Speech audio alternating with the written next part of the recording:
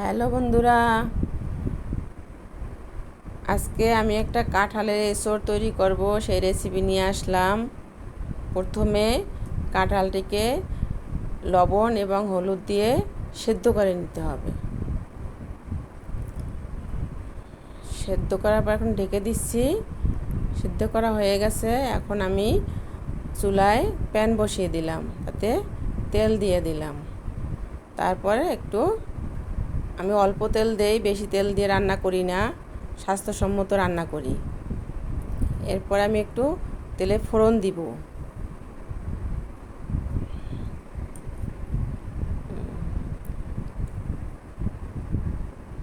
তেলটা গরম হোক, গরম পরে দিলাম জিরা ফোড়ন,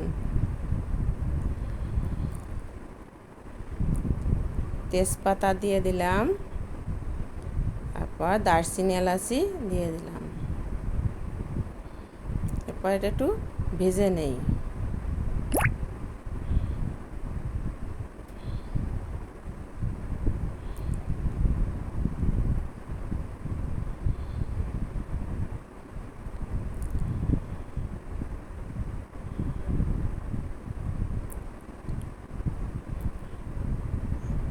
মশলাটা ভাজা হয়ে গেছে।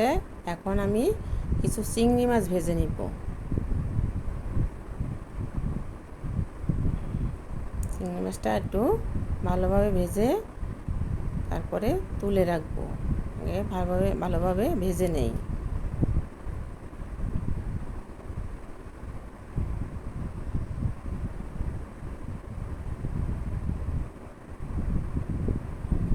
চিংড়ি মাছটা ভাজা শেষ হয়ে গেল।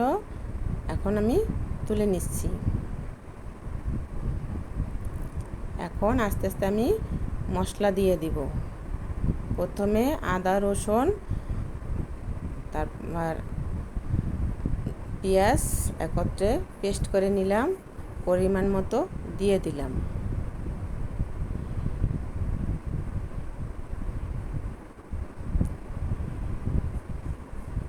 একটু ভাজা ভাজা হয়ে আসলে আস্তে আস্তে দিয়ে দেব হলুদের গুঁড়া,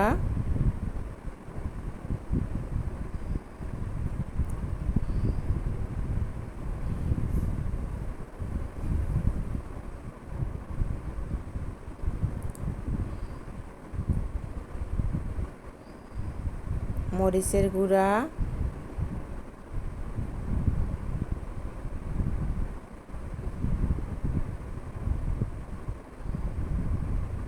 ধনে গুঁড়া,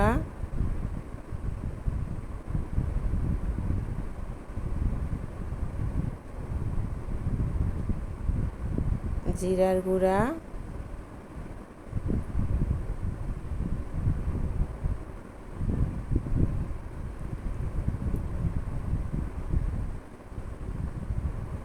মশলাটা একটু শুকিয়ে আসলে সাথে লবণ দিয়ে দিলাম পরিমাণ মতো। যেহেতু আগে আমি লবণ দিয়ে সিদ্ধ করে নিয়েছি, এজন্য হলুদ এবং লবণটা পরিমাণে একটু কম দিয়েছি।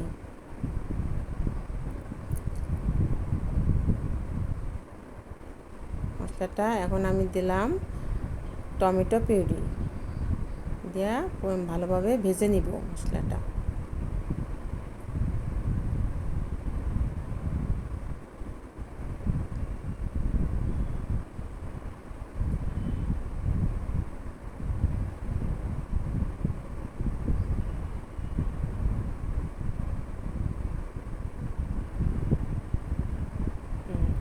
মশলাটা শুকিয়ে আসছে, তেল ছাড়তে শুরু করেছে। এখন আমি একটু টক দই দিয়ে দিলাম।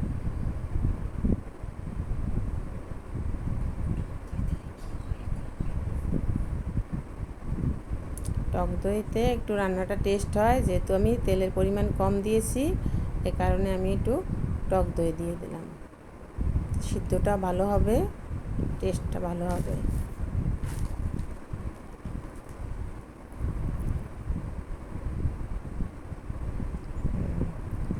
তেল ছেড়ে আসতে শুরু করেছে।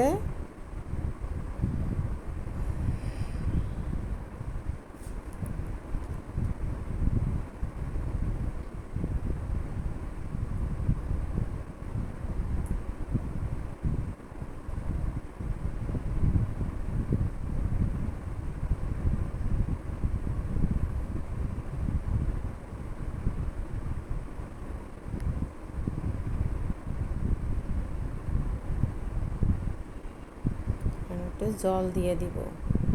জল দিয়ে মশলাটা ভালোভাবে ঢেকে সিদ্ধ করে নিব।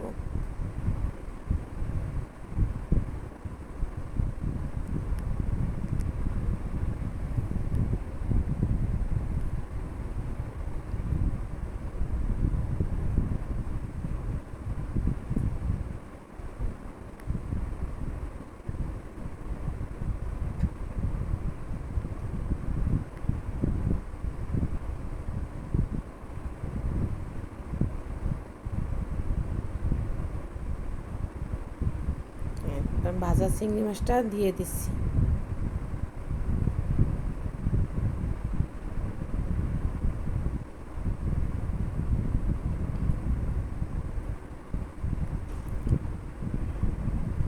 ঢেকে দিলাম।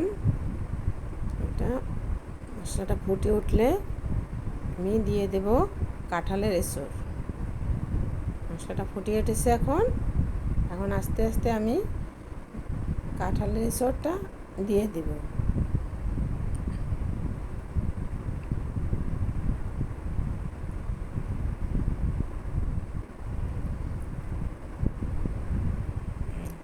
হলুদ লবণ দিয়ে সিদ্ধ করে নিয়েছি। দেখেন এই কাঁঠালের এঁচড়টা দেখতে কত সুন্দর লাগছে।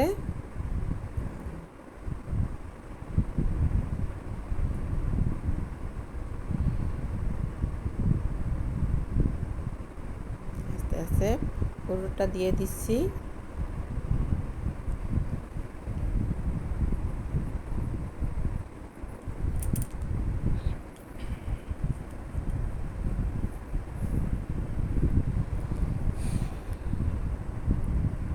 এরপর ভালোভাবে মশলাটা মিশিয়ে নেব, যাতে সব এঁচড়ের গায়ে ভালোভাবে মশলাটা মিশে যায়।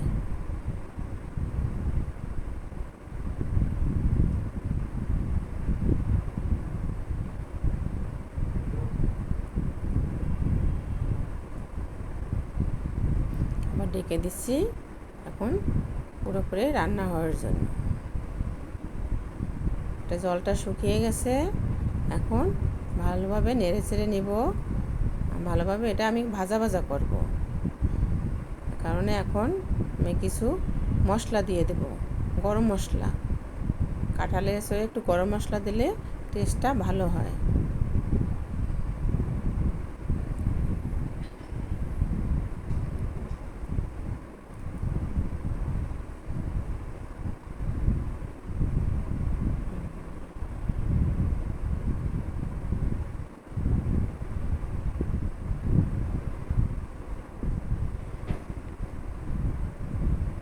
যতক্ষণ পর্যন্ত ভাজা ভাজা না হয় আমি নাড়াচাড়া করে নিব। আবার একটু ঢেকে দিব।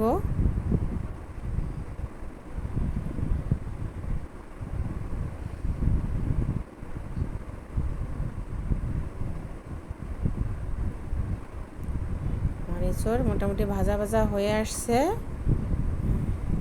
এখন আমি একটু ঘি দিয়ে দিব।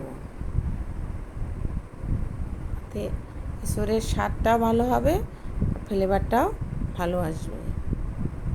আমার রান্নাটা মোটামুটি শেষ হয়ে আসছে। এখন আমি এটা তুলে নিব আস্তে আস্তে, আমার সার্ভিং বলে তুলে নেব।